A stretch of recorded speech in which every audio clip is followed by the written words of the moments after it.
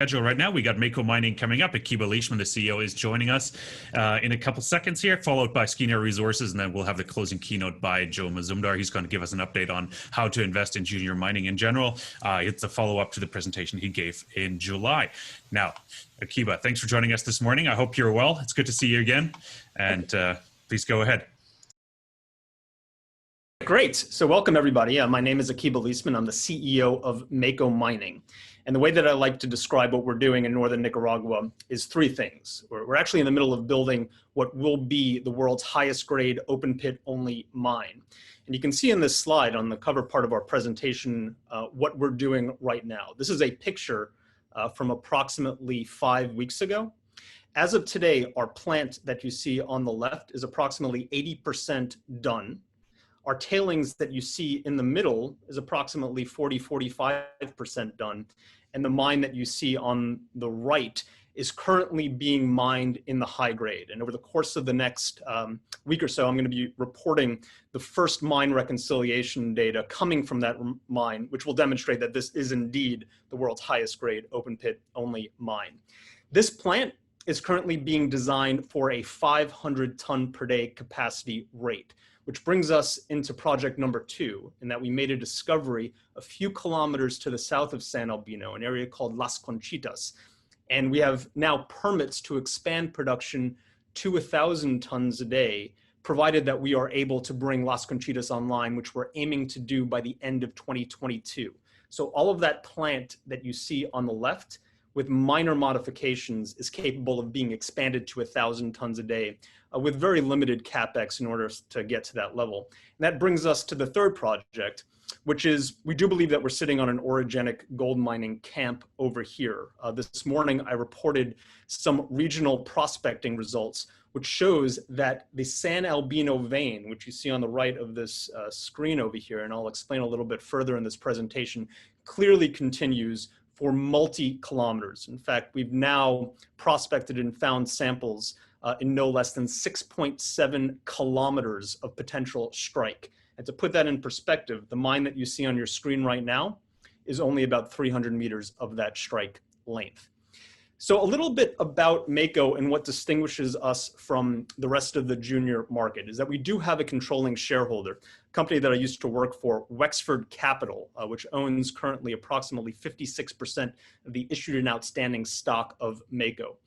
To get the capital that we needed to do to deliver on our mine, which is now fully funded, to get us through to commercial production, which we're anticipating happening in early Q2 of next year, although first gold pour is still on target for January, and to do everything that we need to do to develop Las Conchitas and then continue on the regional exploration results, is that we have funded in an amount of US $55 million in the form of 3 financings. The first was a backstop rights offering that closed last July of US 20 million, or the Canadian 27 that you see right now. Wexford took 72% of that. In February of this year, Wexford put in an additional US $15 million unsecured loan, which was going to be a sufficient amount of capital for us to get to first gold pour, provided that there were not going to be any operational delays. And for those that are on the presentation right now, we did have a global pandemic, really just starting a few weeks after that loan came in. In aggregate, there was approximately a 4-month delay to the project from the original schedule that I set out when I took over as full-time CEO about a year ago. And I'm ecstatic that the delays to the project were only 4 months. Now that we've been able to get our key operating team back at site, the project is running as smooth as it possibly can. And if anything, we are tracking ahead of our revised schedule from when I put that out a couple of months ago. And then finally, the last financing, which was the last capital that we need to get into commercial production, was a syndicated transaction between Wexford, Stifel Financial, and 2 other co-participants in the deal, which raised an aggregate of US $20 million to not only get us to the fully funded status that we are right now, but we are tracking about US $8 million of overfunding from that capital. So from soup to nuts, that $55 million, about $47 million will be spent not only in Nicaragua, but on some of the other assets over at the company. The current share structure is quite unique for the junior mining industry. So this is on a fully diluted basis, but on an issued and outstanding basis, Wexford currently owns about 56% of the outstanding stock. Our second largest shareholder is a person named Paul Stevens. He co-founded the eponymously named Robertson Stevens Investment Bank based out in Silicon Valley. He owns approximately 6% of the issued and outstanding stock of Mako. I am the third largest individual shareholder. I have been in the open market buying no less than 8.5 million shares since I took over of management at Mako. So we definitely are incented to have the shares of the stock go up.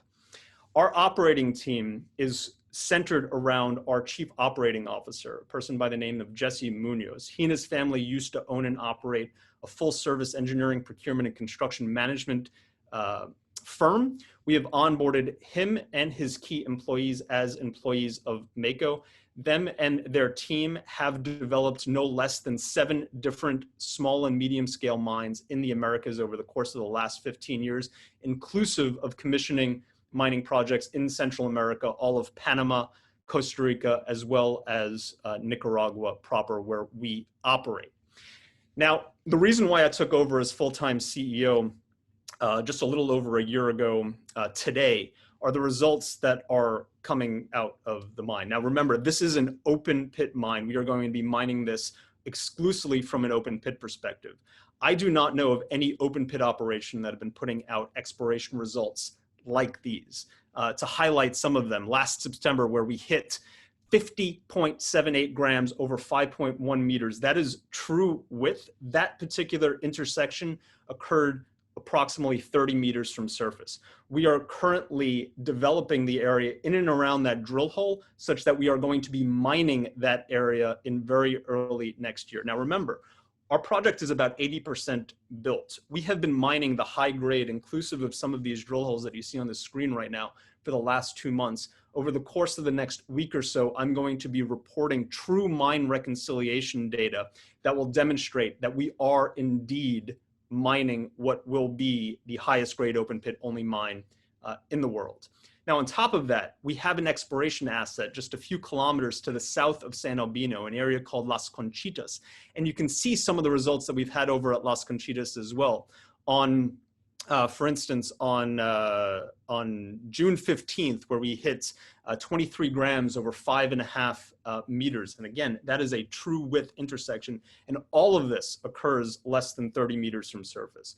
With the ability to prove out another resource, demonstrate the mineability of that resource with a fairly substantial infill drilling program over the course of the next year and a half, we aim to bring Las Conchitas online in the back end of 2022, and we're fully permitted to double our production to 1,000 tons a day. We received those permits from the Nicaraguan government just a few weeks ago. So we are well on track, not only to delivering our first mine, that 500 ton per day facility, first gold pour in January, commercial production in early Q2 of next year, but also well on path to bring Las Conchitas online at an expanded plant at 1,000 tons a day by late 2022.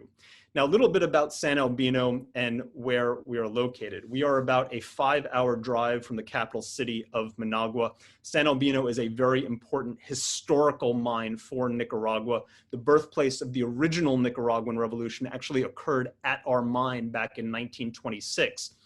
Augusto Sandino, the namesake of the Sandinistas, was our former general manager and accountant back at our mine. You go to Managua, it's the General Augusto Sandino International Airport. He is a folk hero within Nicaragua, and it is a very proud moment for people from Nicaragua to see this mine turn on for the first time in 90 years. So we have all the government support, and it is demonstrated by their ability not to deliver our primary permits, not just our primary permits on time, but also our expansion permits, even though we technically don't need those permits to expand for at least another year and a half or 2 from now. It is a mining-friendly jurisdiction. From a personal security perspective, Nicaragua is a great country. Now, Nicaragua was hard hit by COVID-19. For a period of about 4 months, I was unable to get any of our key expats into the country. We have worked out an arrangement with the government that through private charter flights, I am able to get our key guys on a reasonable 3-month rotation in and out of the operations. So even though I pushed back our first gold pour date to January of next year from when it was originally scheduled to occur approximately this week, given the fact that our key guys are back in sight and we have a reasonable protocol to get people in and out of the country, our operations really are humming along smoothly. And if anything, we're tracking slightly ahead of schedule to that last revised schedule that I had back from a few months ago, immediately prior to that final finance that put us into the fully funded status that we are right now. Now, we're in the middle right now of redoing the resource estimate that formed the basis of this PEA. That will be out later this month. We have hired an extremely credible group out of Reno, Nevada, called Mine Development Associates. Most people who are in the industry understand that MDA do put out extremely credible resource estimates.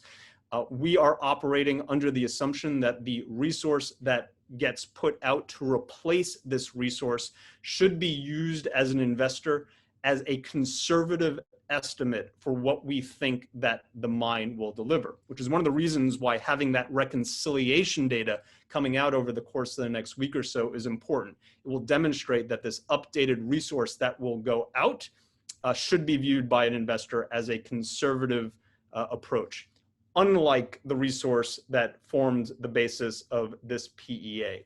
Now, a lot of that happened to do with just lack of drilling information. But the punchline with respect to this resource estimate is that the grade of the deposit was grossly understated. So you can see a 7 gram in the indicated category over here. In fact, what was going to the open pit operation was actually less than 6 grams from a head grade perspective.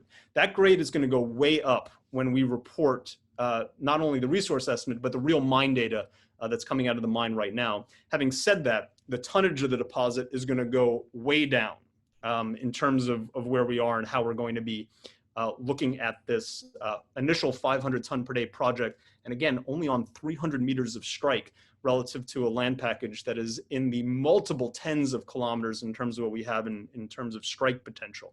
Now, that tonnage is going to be going down, but it will form the basis for that initial mine plan. Now, a little bit about our project and where we sit and where the economics of the project are going to lie. We are in the process of mining with real invoices and paying approximately US $2.60 a ton for every ton of material moved, whether we waste or ore. Mining costs, irrespective of what the strip ratio of the mine is going to be relatively low. In fact, it will be sub $200 an ounce when all is said and done.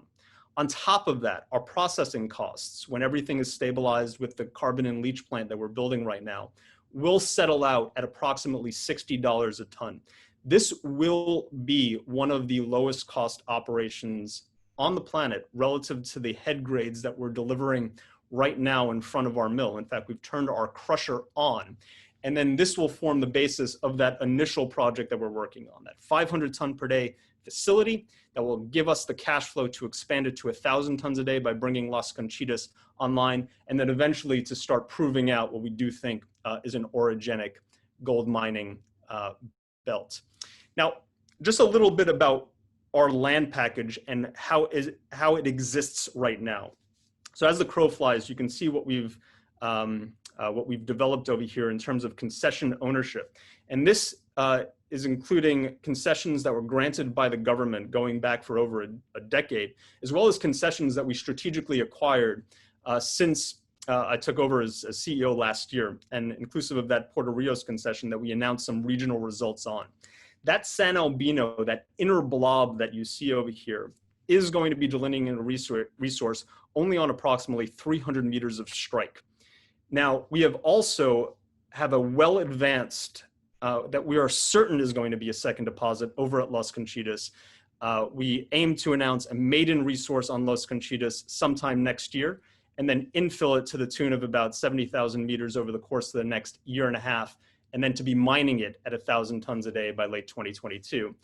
And as the crow flies, you can see how our infrastructure is being set up to accommodate that.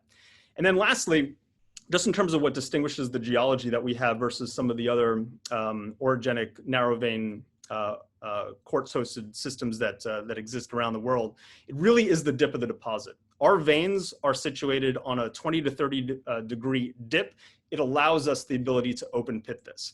We do not have to develop underground infrastructure to go and mine those veins to the level that we need. So for less than US $50 million, we are able to develop a fully funded operation that not only brings that 500 ton per day facility, but gives us all the capital that we need to execute on our plans over the course of the next 3, 5, and 10 years. Fantastic.